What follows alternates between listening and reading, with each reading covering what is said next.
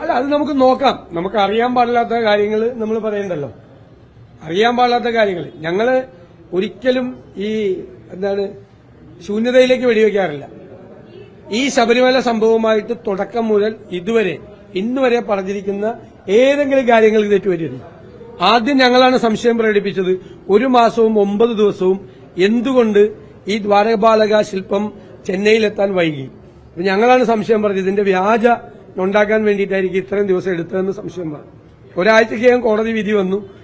ഇത് ഒറിജിനൽ കൊണ്ടുപോയി കോടീശ്വരന് വിറ്റിട്ടുണ്ട്. അത് ഞങ്ങൾക്ക് കിട്ടുന്ന ചില ഇൻഫർമേഷനുകളുടെ പുറത്താണ് ഞങ്ങൾ സംസാരിച്ചിരുന്നത്. ഇപ്പോഴും എനിക്ക് കിട്ടിയ ഇൻഫർമേഷന്റെ പുറത്താണ് മുഖ്യമന്ത്രിയുടെ ഓഫീസിൽ നിന്നും വലിയ സമ്മർദ്ദം. ഈ തെരഞ്ഞെടുപ്പ് വരെ ഇത് നീട്ടിക്കൊണ്ടുപോകണം, തെരഞ്ഞെടുപ്പ് വരെ കുഴപ്പിക്കരുതെന്നുണ്ട്. വാസുവിന്റെ അറസ്റ്റിന് മുമ്പായി മുഖ്യമന്ത്രിയുടെ ഓഫീസിൽ നിന്നും SITയുടെ മീതെ സമ്മർദ്ദം ഉണ്ടായി. അന്ന് അവരതിന് വഴങ്ങിയില്ല.